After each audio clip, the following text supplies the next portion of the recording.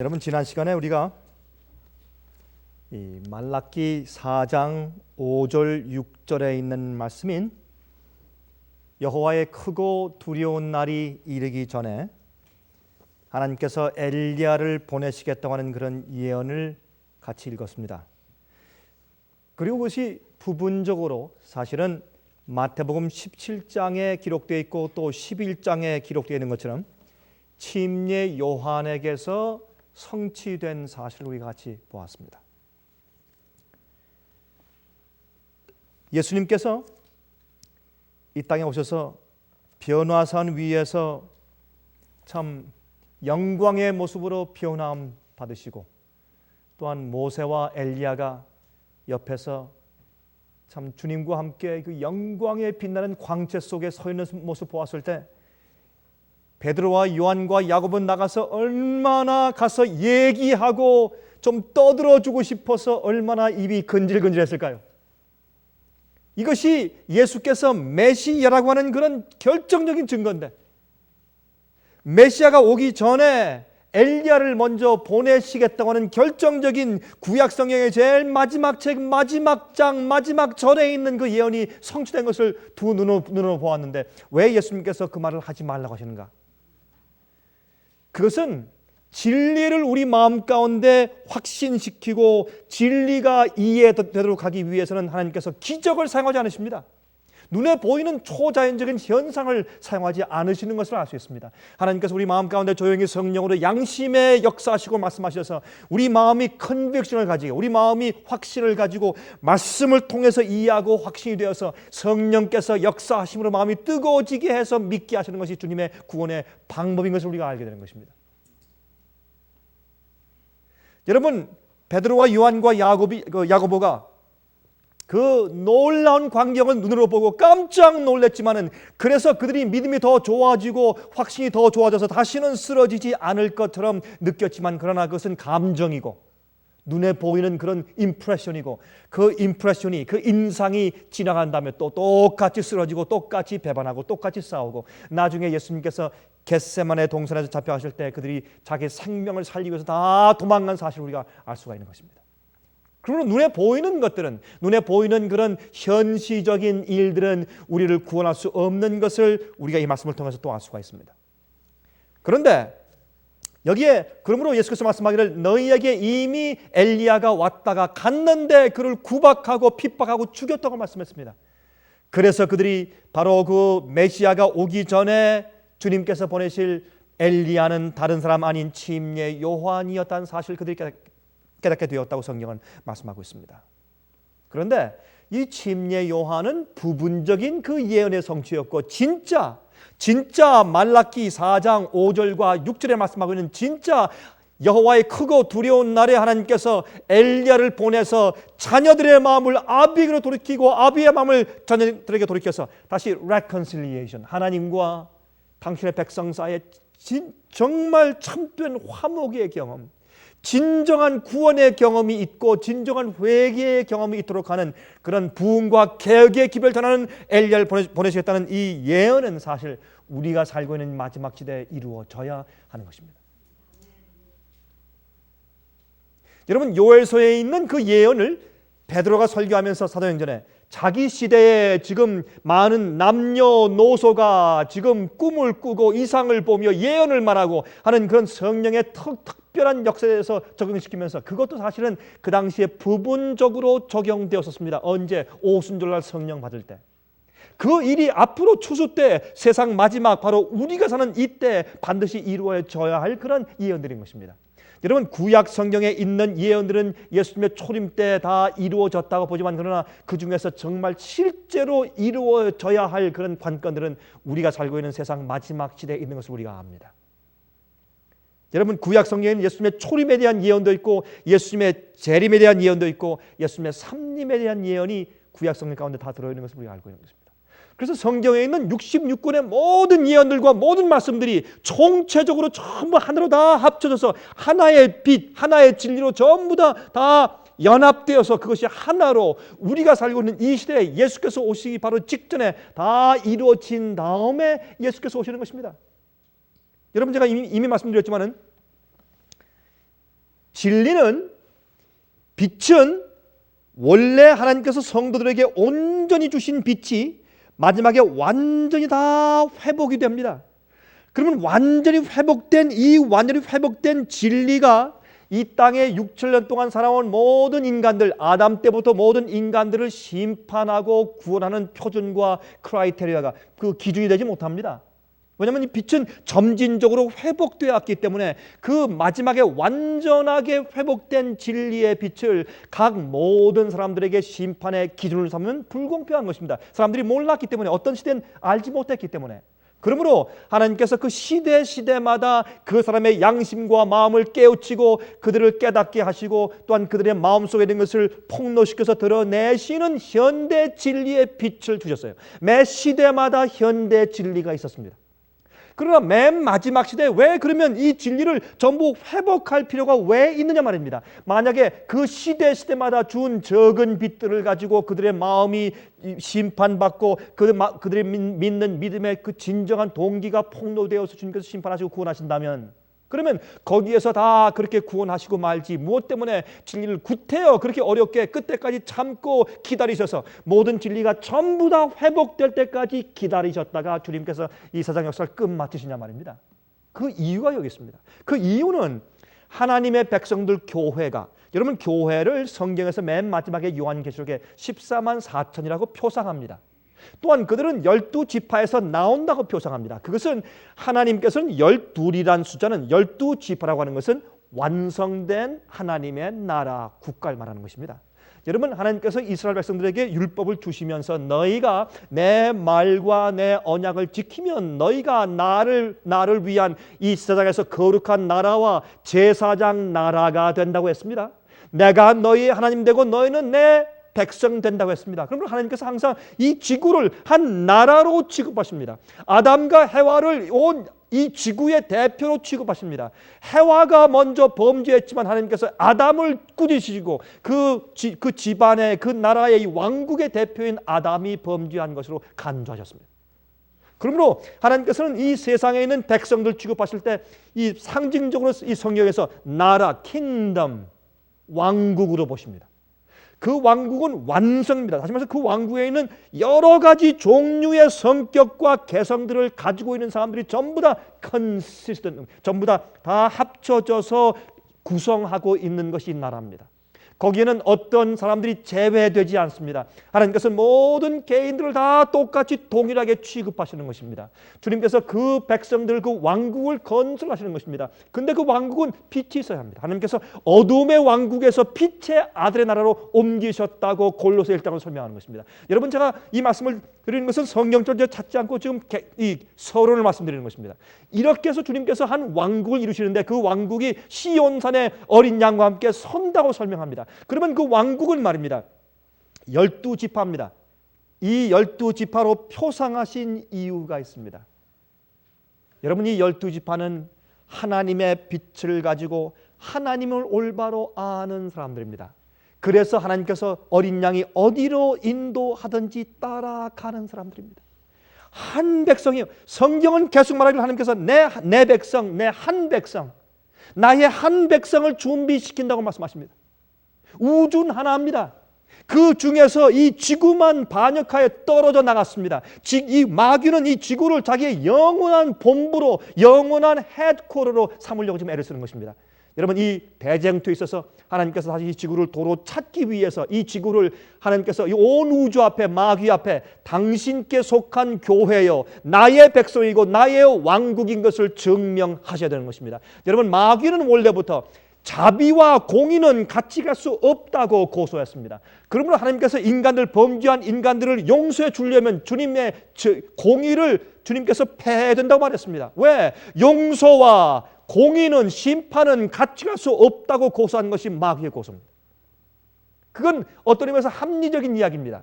여러분, 어떤 사람을 용서해 주려면 그 표준과 법을 깨트려야 용서가 가능해요. 그렇지 않습니까? 법을 어겼으면 어긴 자는 반드시 벌받고 죽어야 합니다. 아니면 죄를 범하고 반역을 범한 자는 반드시 죽어야 합니다. 그렇지 않으면 법을 시행할 수 없습니다. 법을 세운 목적이 없습니다. 그러므로 하나님께서 범죄한 인간들도 살리시고 주님의 우주를 지키는 질서의 원칙인 법도 살리시기 위해서 십자가를 세우신 겁니다. 십자가 속에는 우리의 죄값을 치루시는 은혜와 자비가 있는 동시에 이 법은 영원 불변하고 변할 수 없기 때문에 죄의 대가를 대신 치루어 주시는 반드시 공의가 그 속에 같이 들어있는 것입니다.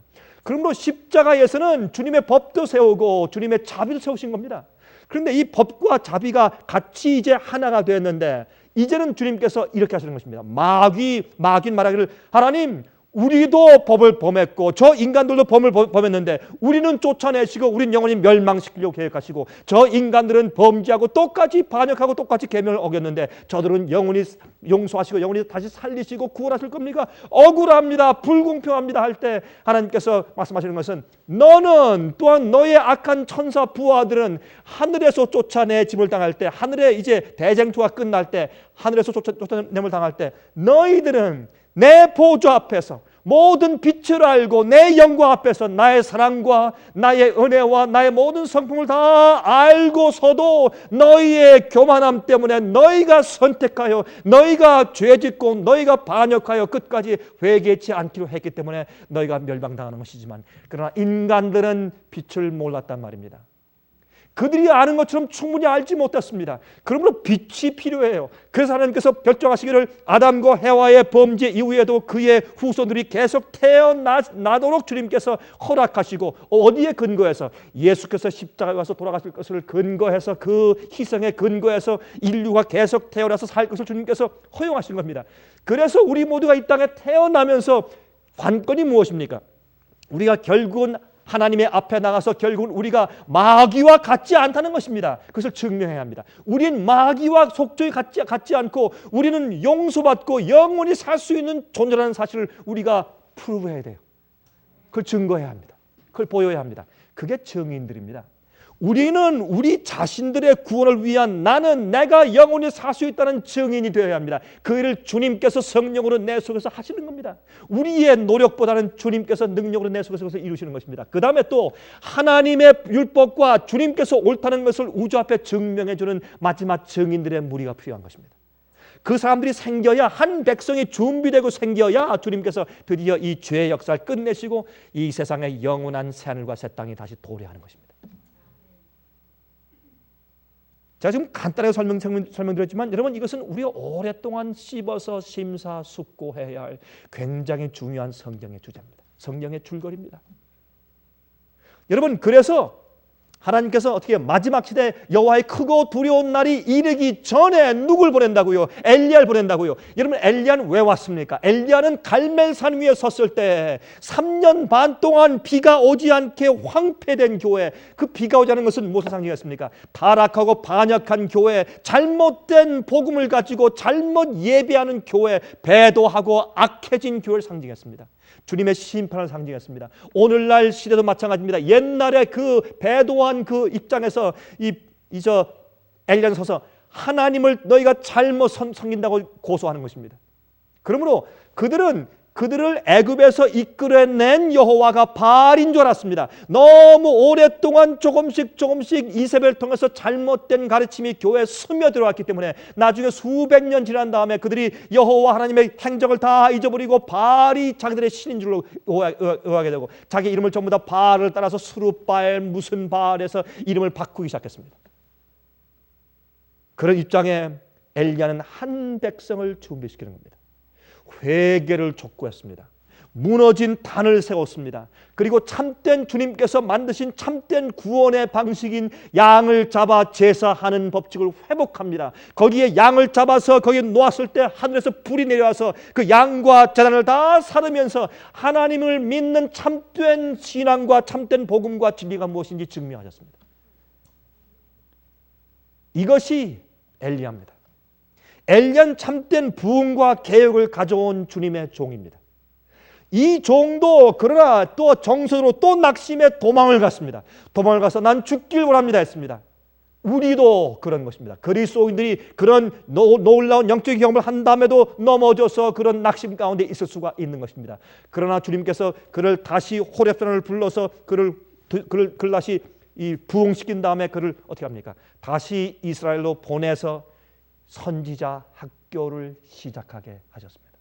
참된 부흥과 개혁을 시작할 것입니다. 이 똑같은 역사가 여러분 이 전체적인 아니지만 부분적으로 예수께서 말씀하신 것처럼 침례 요한의 역사로 이루어진 겁니다. 그 당시 교회도 똑같이 배도했고 똑같이 우상 숭배하고 있었고 똑같이 예수님을 거절하고 똑같이 참된 복음과 참된 예배를 거절하고 있었습니다. 그러나 침례 요한이 그들에게 너희가 회개하고 회개에 합당한 열매를 맺으라고 말씀한 겁니다.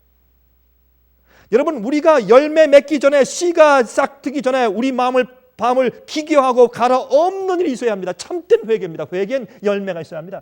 회개는 우리 마음 가운데 내가 잘못됐습니다, 불쌍히 여기십시오 하는 그런 감정이 아니라, 회개는 내가 죄에서 돌이켜서 다시 그런 죄를 범하지 않는 것입니다.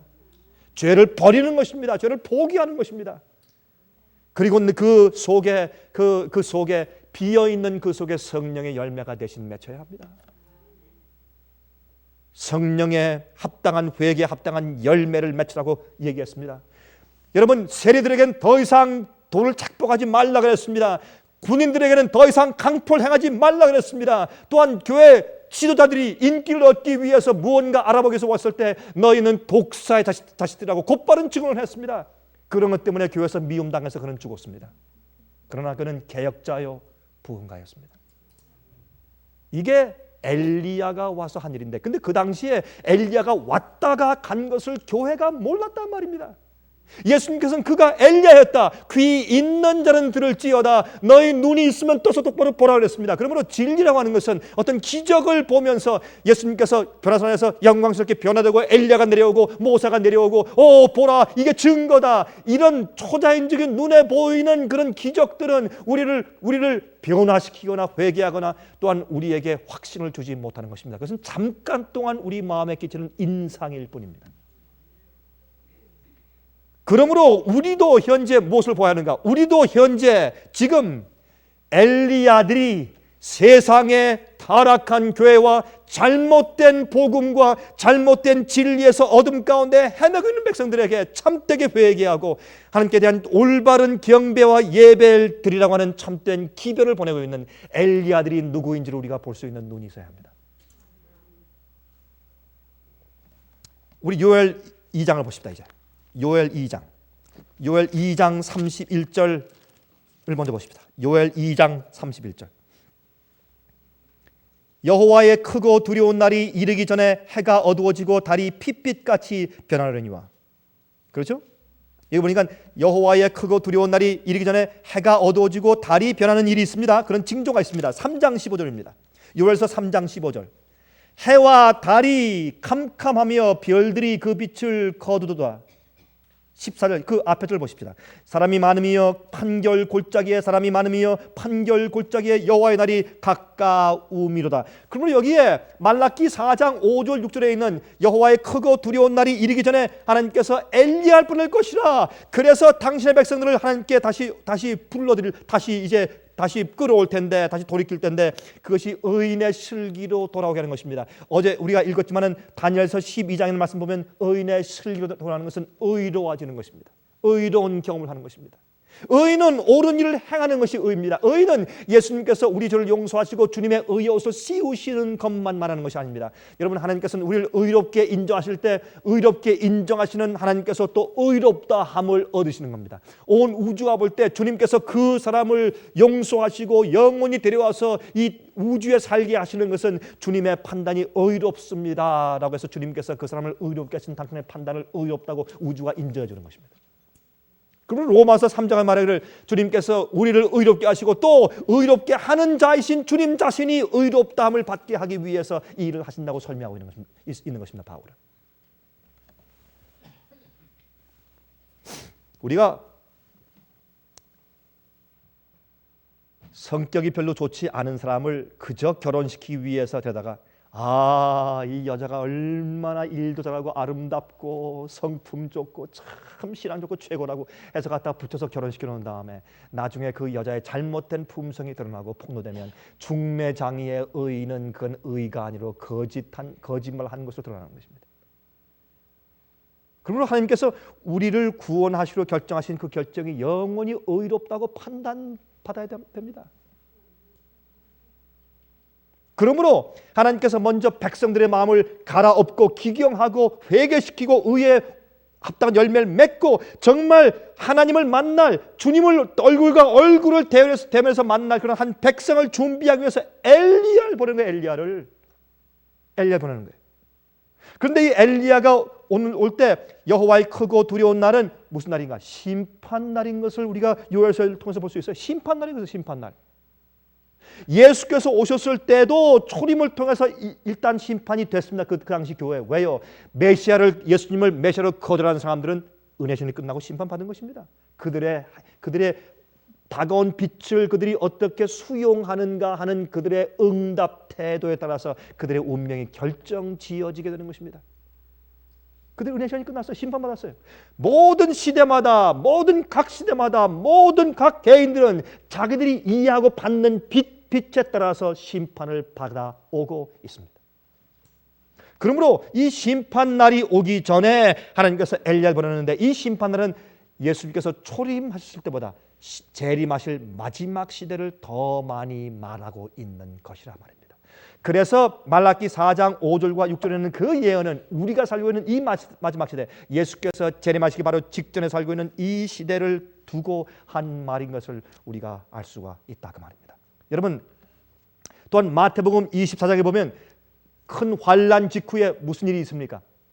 예? 해가 어두워지고 달이 피피처럼 변하고 별들이 떨어지고, 이것이 다 같은 맥락의 얘기입니다. 그러므로 이 예언은 엘리야가 먼저 오겠다는 예언은 그것은 예수님께서 재림하시기 직전에 있는 사건을 우리가 더 잘 알 수 있다 그 말입니다. 흥미있는 것은 엘리야 시대에 3년 반 동안 비가 오지 않았습니다. 그렇죠? 3년 반 동안 비가 오지 않은 다음에 엘리야가 나타났습니다. 예수님께서 3년 반 동안 공생을 하셨습니다. 그 예수님께서 3년 반 동안 공생에 하시기 전에 엘리야가 왔습니다. 옛날 엘리야도 3년 반 동안 비가 오지 않은 다음에 갈멜산 위에 섰지만은 3년 반 전에 엘리야가 아합궁에 들어가서 3년 반 동안 비가 오지 않을 것이라고 경고했습니다. 그렇죠? 그러므로 3년 반 예수님의 공생에 시작하기 바로 전에 침례 요한이 왔어요. 엘리야가 왔어요. 왔다가 경고하고 갔는데 그들이 알아보지 못했습니다. 여러분 아십니까? 성경의 예언 가운데서 중세기의 암흑시대 환란, 교황권의 핍박시대가 얼마라고 예언합니까?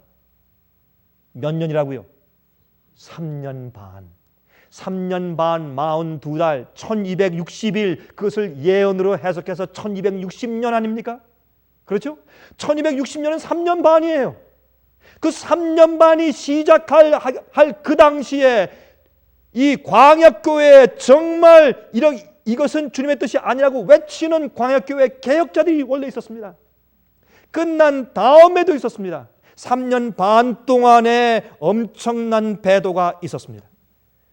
그러므로 538년에 교황권이 완전히 확정된 시대부터 1798년도에 불란서의 버티어 장군에 의해서 칼침을 맞은 이 피우스 6세가 그 칼을 맞고서 끌려가서 불란서의 감옥에서 죽게 된 1798년이 된 그 이후부터 말세가 시작되고, 그 이후에 누가 온다고요? 그 이후에 엘리야의 기별이 이 세상에 도래한다고 말씀하는 것입니다. 심판을 경고합니다. 하나님 만날 날을 위해서 준비하라고 말하는 것입니다.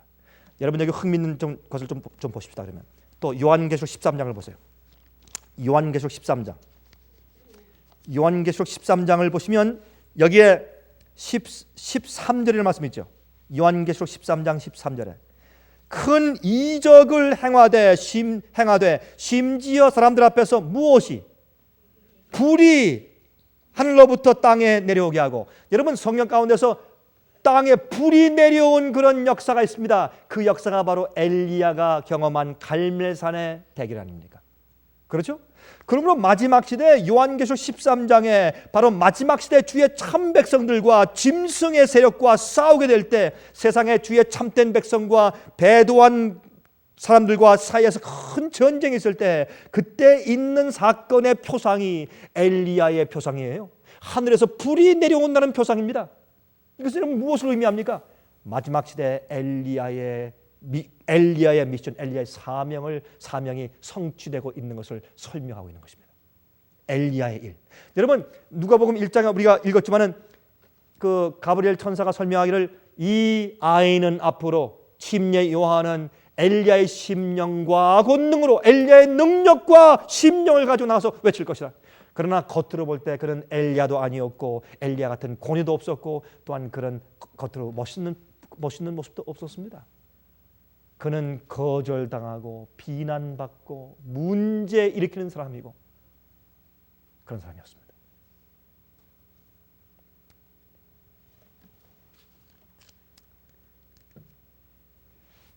여러분 침례 요한은 천국이 가까웠다고 말했습니다. 천국은 은혜 왕국이 가까웠다고 설명한 것이죠.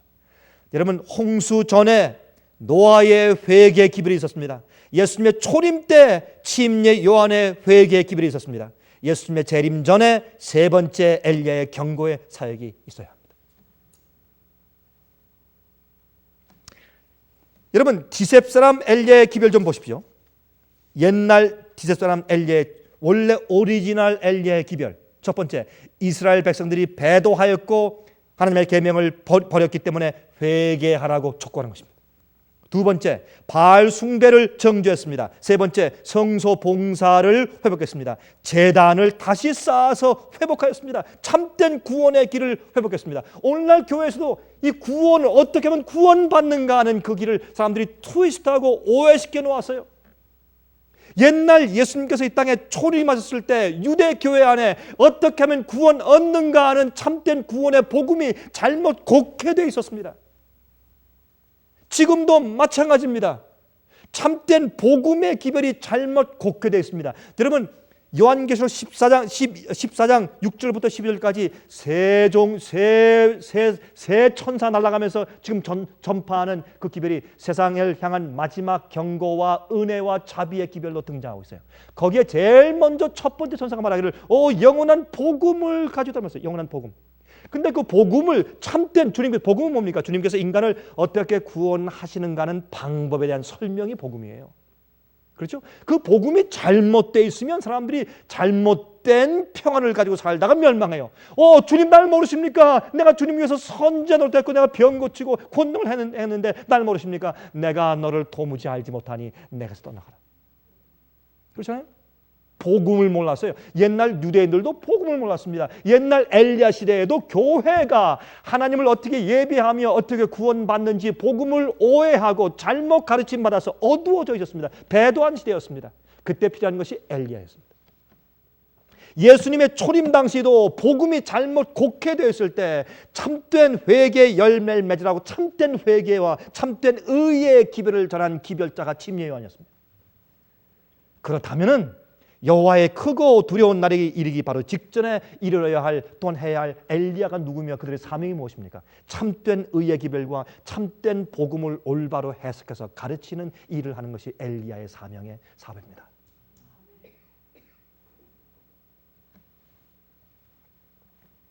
두 번째 엘리야에는 침례 요한도 똑같은 일을 했습니다. 똑같은 일.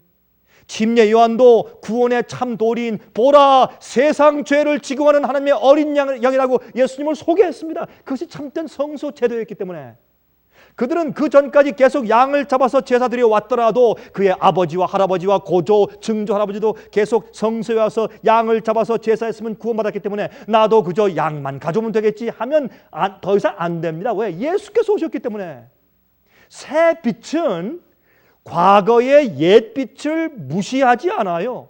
새 빛은 과거의 빛을 더 밝게 비춰주는 일을 합니다. 여러분, lesser light과 better light, lesser light과 brighter light, 아니면 brighter light, more light 그렇게 말하지 않습니까? 영어로? 그러면 적은 빛과 큰 빛, greater light, lesser light 그렇습니다. 그러면 큰 빛이 올 때, 새로운 현대 기별이 올 때 그것은 과거에 있는 적은 빛을 캔슬하고 무시하고 없앱니까? 아닙니다. 그 적은 빛은 적은 이해였기 때문에 더 큰 빛으로 인도하는 것입니다. 더 깊은 이해입니다. 더 큰 이해입니다.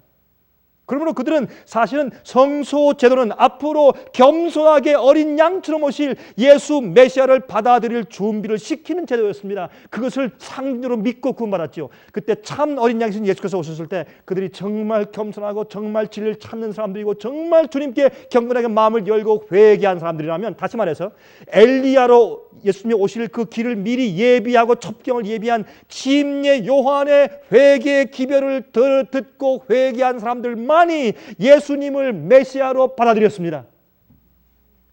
맞습니까? 그러므로 마지막 시대에도 엘리야의 참된 의의 기별과 참된 회개의 기별과 참된 복음을 가르치고, 그 복음을 마지막에 어떻게 설명합니까? 영원한 복음을 거절했을 때 무너졌도다 무너졌도다 큰 성 바벨론이요. 교회가 그 복음, 참된 복음을 오해하고 쉬운 복음으로, 희생치 않는 복음, 자기를 굴복하지 않는 쉬운 복음으로 떨어졌을 때, 믿으면 다 된다고 그런 통속적인 믿음으로 떨어졌을 때 그 교회가 바벨론이 되는 것입니다. 그렇게 믿게 돼 복음을 잘못 믿으니까 온갖 잡종 거짓 가르침이 교회에 잔뜩 들어와서 가증한 새와 귀신이 모이는 장소가 되었다고 성경은 말하는 것입니다. 그러면 그 속에서 어떻게 해요? 참된 주의 백성들이 올라오는데 그 백성들의 특징이 무엇입니까? 성도의 인내가 여긴나니 저들은 하나님의 계명과 예수 믿음을 지키는 자니라. 참된 엘리야의 기별을 듣고 참된 의를 이해하고 참된 복음을 회복하고 참된 회개의 경험을 한 사람들은 그들의 모습이, 그들의 결론이, 그들의 경험이, 그들 나타나는 표현이 무엇입니까? 하나님의 율법과 계명을 지키는 사람들입니다. 그것이 예수의 믿음을 가진 사람들이라고 결론적으로 말씀하는 것입니다. 그것이 복음입니다. 주님께서 계명을 범해서 타락한 인류들을 다시 구원해서 영원히 살게 하기 위해서 계명을 지킬 수 있는 사람으로 변화시키지 않으면 안 되는 것입니다. 처음에 시작이 율법에 대한 범죄로 시작했기 때문에 율법에 대한 순종으로 끝나야 합니다. 그것은 복음이 너무 분명한 것입니다. 복음의 그 띠임에, 그 줄거리에 있어서.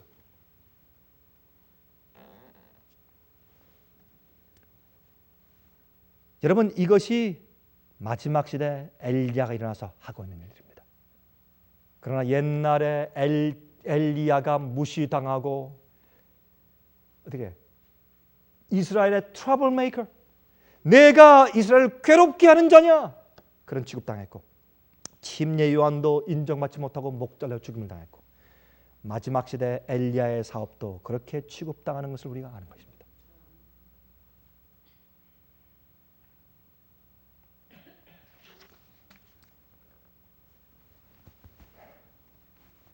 새 엘리야 시대, 옛날 엘리야 시대, 두 번째 엘리야인 침례 요한 시대, 세 번째 엘리야들이 역사하고 있는 현대 시대도 교회가 진리로 어두워지고 타락하고 배도한 상태에 있습니다.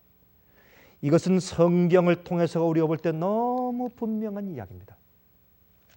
여러분, 이 시대에 주님께서 어떤 사람들을 주님께서 불러 모으시냐면 하나님의 계명을 지키는데 예수의 믿음으로 지키는 사람들을 주님께서 불러 모으시고 계시는데, 그것을 한 백성을 준비시키는 기별이라고 말하는 것입니다. 그게 엘리야의 기별이에요. 한 백성을 준비시키는 기별, 무엇하기 위해서? 하나님을 대면해서 같이 살 수 있는, 주님 앞에 설 수 있는 심판을 위해서 준비시키는 기별이에요. 여러분, 율법은 순종을 요구해요. 율법을 행하는 자가 의롭다고 성경은 말하고 있습니다. 그런데 문제는 우리가 의를 행할 능력이 우리 속에 없는 것입니다. 그래서 이 율법 외에 다른 의를 주셨는데 그것은 예수 그리스도를 믿는 의입니다. 근데 그 예수를 믿는 의가 우리 속에서 계명을 불순종 계속 할 수 있는 면허증을 주는 것이 아니라 그 말이에요.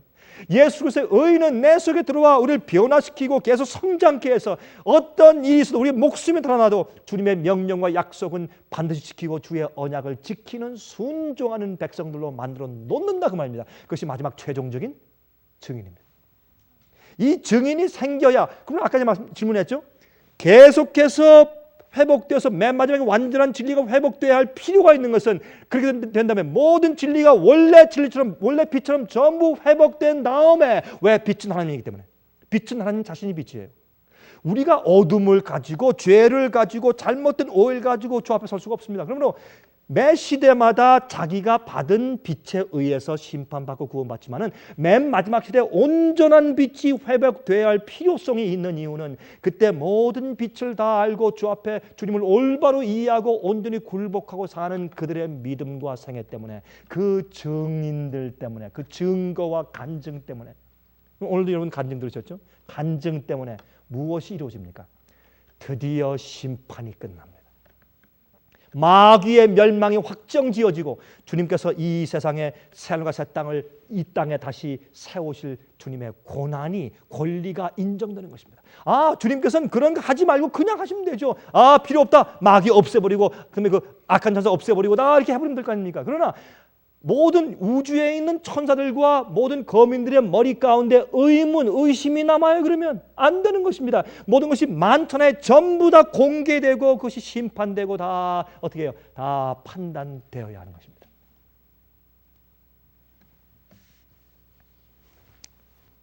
이것이 믿음으로만 가능합니다. 의인은 그래서 믿음으로 산다고 말했습니다. 믿음으로 의를 얻고 믿음으로 구원받는 것뿐만 아니라 the just shall live by faith. 믿음으로 shall live. 그냥 justified, 의롭게 되는 것뿐만이 아닙니다. 그냥 be saved, 구원받는 것 아니라 they shall live. 산단 말이에요. 믿음으로. 의롭게 산단 말입니다. 성경은 한 번도 우리가 회개하고 구원받은 사람이 주의 말씀을 순종하는 일을 할 필요 없이 불순종해도 괜찮다고 하는 면허증을 준 적이 한 번도 없는 것입니다. 여러분, 어느 시대나 십자가의 한편 강도가 받는 것 같은 그런 구원받은 사람들이 많이 있습니다. 그 강도는 마지막 끝에 어떻게 구원받았어요? 그는 내려와서 그가 자기가 회개하고 자기가 주님 받아들이고 자기가 굴복한 그 자기의 영적인 경험을 프루브하고 증명할 만한 시간이 없었습니다. 그는 그의 순수한 그 회개와 그의 굴복 있는 그 자체를 주님께서 씨가 뿌려져서 회개한 것을 주님께서 용납하시고 그를 구원하셨어요. 내가 앞으로 나와 함께 낙원에 있을 것이라고 약속했습니다. 많은 사람들이 그렇게 십자가의 한편 강도 같은 믿음을 가지고 구원받을 것입니다. 그 사실이에요. 그러나 맨 마지막 시대에 어떻게 해요? 엘리야의 도래와 기별을 통해서 하나님께서 14만 4천이라는 단어로 상징하신 것은 마지막 시대에 주님을 위해서 서는 마지막 증인들이 필요해요. 하나님이 옳습니다. 마귀가 틀렸습니다. 주의 율법은 우리가 지킬 수 있는 것이고 우리의 구원은 우리 힘이 아니라 주님의 성령으로 이루어지는 것인데, 구원은 그저 의를 뒤집어 쓰는 가면이 아니고 주님의 성령의 능력과 은혜가 내 속에 들어와서 영원히 살 수 있는 사람으로 변화시키는 능력입니다. 그걸 증명하고 보이는 사람들이 필요합니다. 그래야 끝납니다.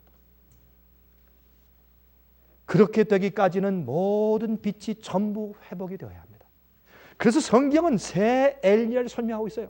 첫 번째 엘리야, 두 번째 엘리야, 첫 번째와 두 번째는 왔다 갔습니다. 세 번째 엘리야는 여호와의 크고 두려운 날이 이르기 전에 이 땅에 온다고 설명을 했습니다. 주의 백성들을 하나님 아버지께로 다시 돌려서 인도하는 백성들. 그래서 하나님을 만날 수 있는, 주님을 하나님의 얼굴 대면에 만날 수 있도록 한 백성을 준비시키는 자들이 생긴다고 말이에요. 이 사실을 우리 마음 가운데 사무쳐야 합니다. 사무쳐야 합니다.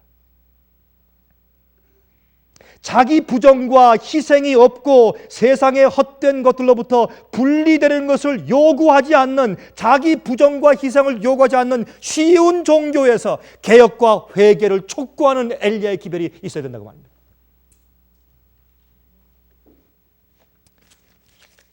자, 이제 여기 있는 말씀 좀 읽어드리겠습니다. 이것은 Christ Object Lessons, 실물 교훈이라고 번역합니다.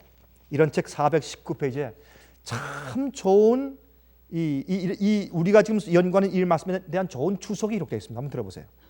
그리스도 교훈은 죄를 사하는 것보다 더 큰 의미가 있다. 기독교는 죄를 용서하는 것보다 더 큰 의미가 있단 말입니다. 이 우리의 죄를 제거한 다음에 그 빈자리를 성령의 은혜로서 채우는 일이다. 이는 신령한 빛으로 밝아지게 하고 하나님 안에서 즐거워하게 하는 것을 의미한다. 이는 빈 마음 안에 그리스도께서 임재하심으로 축복되는 것을 의미한다. 그리스도께서 우리 심령을 다스릴 때에 그 심령은 순결하고 죄에서 해방된다. 그리하여 복음의 경륜의 영광과 충만함과 완전함이 생애 가운데서 이루어진다. 사람이 구주를 받아들일 때 완전한 화평과 완전한 사랑과 완전한 보증의 빛을 반영하게 된다. 우리의 생애 가운데 나타나는 그리스도의 품성의 아름다움과 향기는 하나님께서 진실로 당신의 아들을 이 세상에 구주로 보내셨다는 것을 증거하게 되는 것이다. 그랬습니다. Mount of Blessings, Thoughts from the Mount of Blessings. 산상보훈이라는 책입니다. 여기도 이런 주석이 있어요. 114페이지예요. 그러나 용서한다는 것은 많은 사람들이 생각하는 것보다 더욱 넓은 의미를 가지고 있다. 하나님께서는 널리 용서하시리라는 약속을 주시면서 마치 그 약속의 뜻이 우리가 이해할 수 있는 것보다 훨씬 더 높은 것처럼 이렇게 부언하신다. 여호와의 말씀은 내 생각은 너희 생각과 다르며 내 길은 너희 길과 달라서 하늘이 땅보다 높음 같이 내 길은 너희 길보다 높으며 내 생각은 너희 생각보다 높으니라. 하나님의 용서는 단순히 우리를 정죄에서 면하게 해주는 사법적 행위가 아니라 그것은 죄를 용서할 뿐만 아니라 죄로부터 완전히 돌아서게 한다. 마음을 변화시키는 것은 구원하는 사랑의 표현이다. 다윗은 하나님께서 내 속에 정한 마음을 하나님이여 내 속에 정한 마음을 창조하시고 내 안에 정직한 영을 새롭게 하소서라고 기도했을 때 용서의 참뜻을 그는 깨닫고 있었다 그랬습니다. 이게 용서입니다. 이게 복음입니다. 여러분 예수께서 이 땅에 오셔서 우리를 해방시키는데 어디서 해방시킵니까? 우리의 육신적인 질고에서 해방시키기 위해 오셨습니까? 슬픔과 고통과 질병에서요. 그것도 포함되겠지만 예수께서 오셔서 우리를 해방시키려고 하는 것은 우리 속에 있는 죄의 힘에서부터 우리를 해방시키려고 오신 겁니다. 우리 속에 있는 죄의 힘, 로마서 7장에 있는 우리로 자꾸 죄를 짓게 하는 그 죄의 힘, 악이 나와 함께 있다는 그 죄의 힘. 오라 나는 곤고한 사람이로다 누가 나를 이 사망의 몸에서 건져낼 것인가라고 부르짖는 그 죄의 힘이 내 속에 있어요. 그 죄의 힘에서 나를 해방해서 구속하시려고 오시는 것이 예수님의 성육신이에요. 그게 복음 아닙니까? 여러분 믿음은 행하게 돼요. 사랑은 능력이기 때문에. 제가 이제 학창 시절에 말이죠. 제가 저희 그 형벌 되는 사람은 압니다. 우리가 나이가 그저 21살 정도 되었을 때 그 선배는 나이가 27, 현저들이었으니까 그 당시에 27, 28이면 저희보다 참 한참 위였으니까 지금은 뭐 그렇게 안 하겠지만 옛날엔 참 한참 선배죠. 그때 우리가 한 20살, 21살 때니까. 근데 말이죠. 하루는 눈이 온 날인데 참 추운 날이었어요. 참 춥고 추운 눈이 온 날인데 그때 참 이 선배가 좀 행복하지 못해요. 얼굴이 우울하고 고독하고 외롭고 자기 애인을 지금 생각하는 겁니다. 애인을 그리면서 지금 보고 싶어서 지금 행복하지 않아요. 가만히 보니까 눈치가 그래요. 아침 일찍 일어나서 이제 말씀을 읽고 또 뭐 운동도 하고 좀 걷고 하더니 그래도 이제 마음이 가라앉지 않는지 옷을 갈아입고 내복을 끼워 입고 두꺼운 오발 걸치고 그리고 또 이게 이제 눈이 오니까 이제 뒤집어 쓰는 모자가 있지 않습니까? 외투에 있는 거 푹 뒤집어 쓰고서 탁 무장으로 장갑을 끼고 두꺼운 양말과 신발 신고 그리고 이제 길을 나서는 겁니다. 아, 형 어디 가시는 겁니까? 도대체 이 추운 눈 오는 겨울날에 내가 갈 데가 있다. 여러 수마일을 걸어가는 겁니다. 저는 그렇게 생각했어요. 아이고 나 같으면 난 그 짓 안 한다. 이 추운 날 뭐가 낫다고 그 먼 길을 이렇게 수마일을 갔다가 눈 맞으면 그 추운데 동동을 걸어가나. 사랑의 힘을 몰라서 그래요. 몰라서 그렇습니다. 사랑은 행동케 합니다. 사랑은 우리 속에서 힘을 주어서 무엇을 하게 만드는 것이 이것은 이상해요. 사랑은. 그렇죠? 옛날에 한 번은 말이죠. 신문에 이런 것이 났습니다. 한 5피트 정도 키를 가진 아주 적은 키를 가진 어머니인데 절대 강한 어머니가 왔는데 그 어머니가 자기 아들 어린 아이가 차에 깔렸어요. 그걸 보고 어머니가 뛰어가서 자기도 모르게 차를 번쩍 들었어요. 차를 들었어요. 이렇게 그 적은 어머니가 옆에 있는 사람들이 와가지고 그 아이를 끌어낼 때까지 차를 들었어요. 그 차를 놓은 다음에 실실에 까무러쳐서 실실하고 넘어져 버렸어요. 어머니가. 사랑은 이상한 일을 해요. 사랑은 어떤 때 사랑을 보면 광신이라고 할 수가 있어요. 그것이 바로 막달라 마리아 얘기 아닙니까? 그렇죠? 막달라 마리아 3만 불 주고 옥합 향유 한 병 샀어요. 한 병. 그 정신 나간이라는 얘기고. 여러분 그런 일 하겠어요? 옥합을 3만 불 주고 1년 봉급을 주고서 그거 사겠어요? 3만 불짜리 옥합을 사가지고 예수님께 가가지고 몰래 가가지고 그것을 깨트려가지고 예수님 머리에 붓고 또 떨어진 것은 발에 떨어진 것은 머리를 풀어가지고 닦아드리고. 이거 정신 나간 일 아니에요? 정신 나간 사람 아니면 누가 그런 일을 해요? 그래서 가룟 유다와 시몬과 다른 제자들이 뭐라 그랬습니까? 저거 저 광신이야. 어떻게 예수님께서 저런 것을 그냥 허용하실까? 저 악한 여자인데 귀신 7귀신 들렸던 여자고 장녀였는데 어떻게 주님께서 저 사람의 과거를 모르실까? 저걸 허용하실까? 저거 팔아가지고 가난한 사람 주위에서 아프면 큰일 할 수 있을 텐데. 광신이죠. 미친 짓이죠. 그러나 주님께서 말씀하시기를 가만두어라. 가난한 사람들은 너희와 항상 함께 있지만 난 너희와 이제 항상 함께 있는 것이 아니야. 앞으로 내 복음이 전파될 때 이 여인의 행적도 복음과 함께 세상 전체에 전파될 것이라고 예수께서 약속하셨어요. 그게 복음이에요. 복음은 주님께 대한 사랑은 우리 속에서 온 마음과 뜻과 정성을 다해서 주님께 무엇을 하게 만들어요. 순종케 하고 주님의 뜻대로 살게 만들고. 이게 복음이에요. 우리 마음속에 주님을 기쁘시게 하고 싶은 사랑이 없기 때문에 자꾸 곁길로 나가는 겁니다. 난 원래 이런 사람이니까, 난 원래 우리 어머니가 그랬고 우리 아버지가 그런 사람이었어. 난 타고난 게 원래 이래. 난 태생이 그러니까. 핑계하지 마십시오. 태생이 어디 있어요? 태생.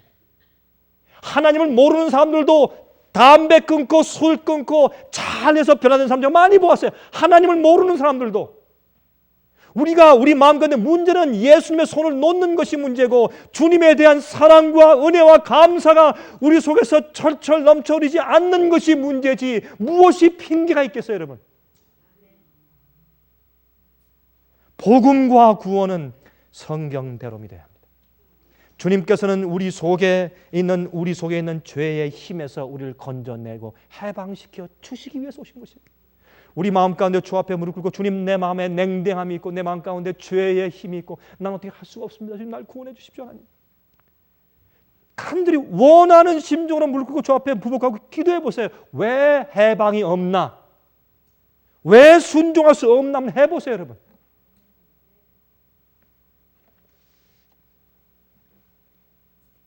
앞으로 하나님께 영광 돌리는 일이 이르러 오는 것입니다.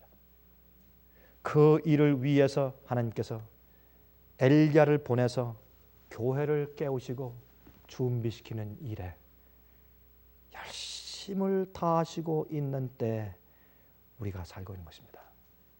이 중요한 시기에 여러분들은 무엇을 하시렵니까?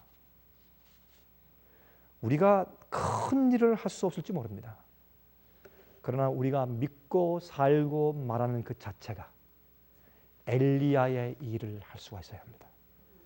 여러분들이 10,000명을 구원할 수 없고 100명을 구원할 수 없을지라도 여러분 믿고 살고 말하고 쓰고 하는 모든 여러분의 생애 자체가 여호와의 크고 두려운 날이 이르기 전에 한 백성을 준비하는 엘리야의 일을 하고 있어야 합니다. 주님께서 우리를 그렇게 사용하시길 간절히 바랍니다. 하늘에 계신 우리 아버지, 우리가 간절하게 간구하오니 주의 성신을 통하여서 하나님의 사랑을 저에게 부어주시옵소서. 그래서 우리 속에 없는 의가 싹트게 해주시고 주의 말씀을 순종하고 따라가는 길이 짐이 되지 않게 해주시며 즐겁고 감사하게 해주시옵소서.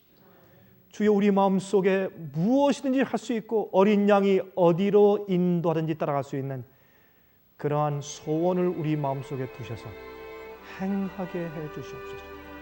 예수 그리스도 이름으로 간절히 기도합니다.